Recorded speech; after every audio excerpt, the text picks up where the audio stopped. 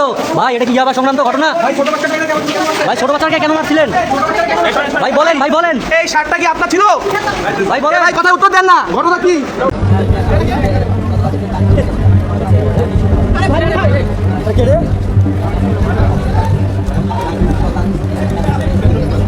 পুলিশের ড্রেস আসামির গায়ে গেল কিভাবে? গতকালকে রাতে পুলিশ যে ড্রেস পরে আসামি খুঁজেছে, আজকে দেখা যাচ্ছে আসামির গায়ে সেই ড্রেস। রংপুরে একই পরিবারের 4 জন হত্যায় প্রশাসনের নাটকীয়তা যেন শেষই হচ্ছে না। যা বলছে তা আমাকে মেনে নিতে হবে তো, কারণ যেহেতু আমি করেছিলাম না বা আমি জানি না বা আমি কিছু জানি না।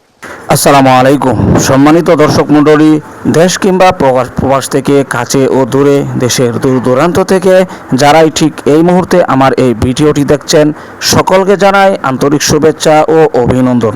সম্মানিত দর্শক মণ্ডলী, ভিডিওতে আপনাদেরকে তুলে ধরব যেখানে রংপুরে একই পরিবারের 4 জন সদস্যকে দুনিয়া থেকে বিদায় করে দিয়েছে কিছু দুর্ভাগা।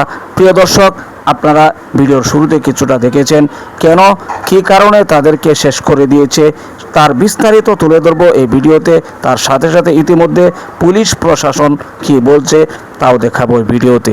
প্রতিবেশী কী বলছে, তাদের আত্মীয় স্বজনরা কী বলছে, বিস্তারিত তথ্য থাকবে এই ভিডিওতে।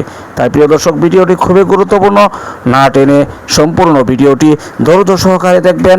চ্যানেলে নতুন হলে চ্যানেলটিকে সাবস্ক্রাইব করে পাশে থাকা বেল বাটনটি অন করে দিবেন। চলুন তাহলে প্রিয় দর্শক, ভিডিওর মূল পর্বে চলে যাই।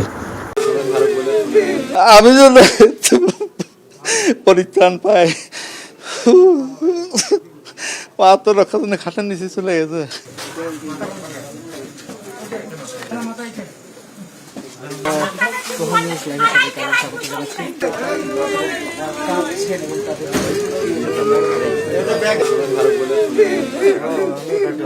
আগামী চক্রবর্তী হচ্ছে আমার অনার্স লেভেলের ফ্রেন্ড, অনার্স ফার্স্ট ইয়ার থেকেই ওর সাথে আমার পরিচয়।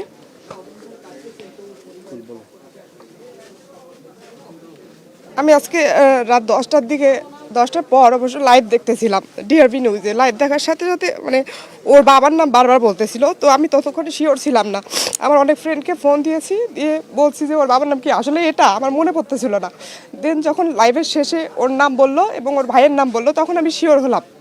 যে আমার হাজব্যান্ডকে পাঠালাম যে যাও তো ওদের বাসার ওখানে, আমরা তো চিনি ওদেরকে, যে আসলেই ঘটনা কি সত্যি কিনা। যে ও আসলো, আসার পর বললো যে হ্যাঁ সত্যি। আমি এখনো বিশ্বাস করতে পারতেছি না যে ও আমাদের মাঝে নাই।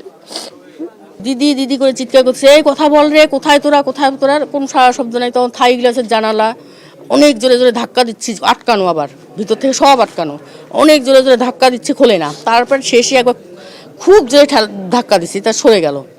সরে যাওয়ার পর টর্চ ফোকাস করে দেখি যে একদম ডয়ার যা যা ছিল সব জিনিসপত্র ছড়ানো ছিটানো, কাপড় চোপড় সব কিছু।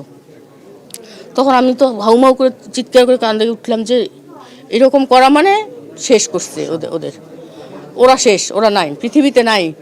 এখন আমি তো সেই চিৎকার করে কান্নাকাটি করতেছি।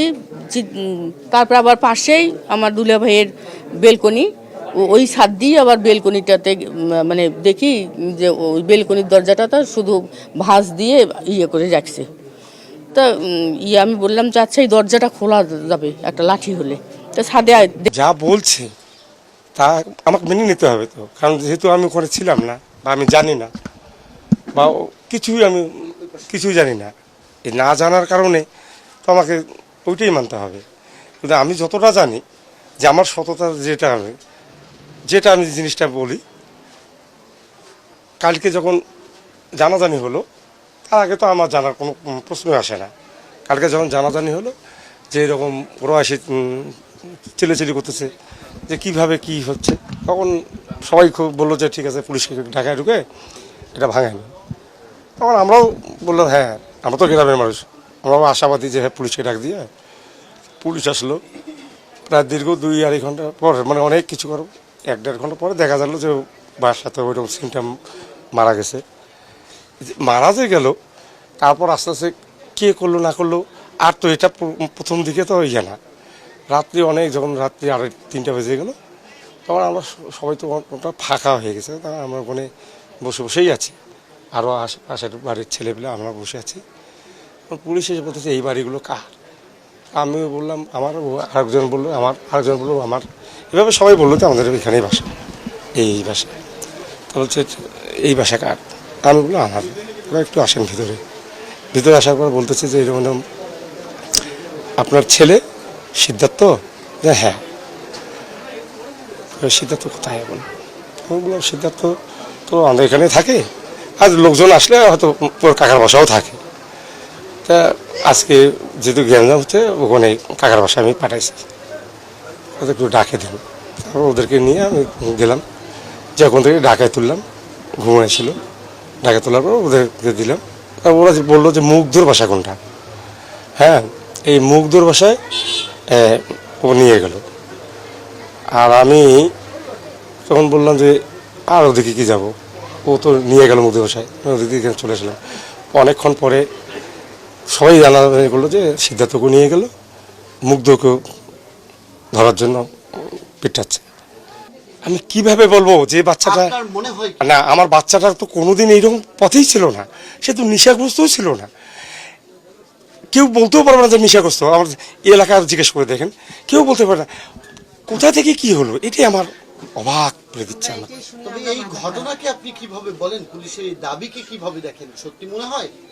আমি অবশ্যই, আমার তো করণীয় কিছু নেই। আমার ছেলে যা বলবে আর পুলিশ যা বলবে তাই আমাকে মেনে নিতে হবে। কারণ আমি এখানে কি করব, আমি তো দেখিনি। আমি কীর্তন জগতের মানুষ, ধর্মীয় প্রাণ মানুষ, সকলের সঙ্গে মিশে চলাটাই আমার শ্রেয়। আর আমার মনে হয় যে আমার ছেলে যদি অন্যায় করে থাকে, সেদিকে যেমন পুলিশে বলছে নিয়ে যান, আজও আমি বলতেছি যে বিচার যারা চাচ্ছে তাদের যেন বিচার পায়। আমিও চাই এটা পরিপূর্ণ ভালোভাবে বিচারটা দেখে যেন করে, আমার সন্তানটাও যেহেতু আসলে সত্যিকারের অর্থ বিচার পায়। আমার ছেলে এগুলা বদনেশার মধ্যেও নাই, মানে কাকু মারামারি, ডাঙাডাঙি, খুন চাপাড়ি এগুলা কিচ্ছু নাই আমার ছেলের। আমার ছেলে মাটির মতো যায়, মাটির মতো বাড়ি আসে। এই ঘটনায় তাকে যে গ্রেফতার করলো, এটা কি কোনো ষড়যন্ত্র?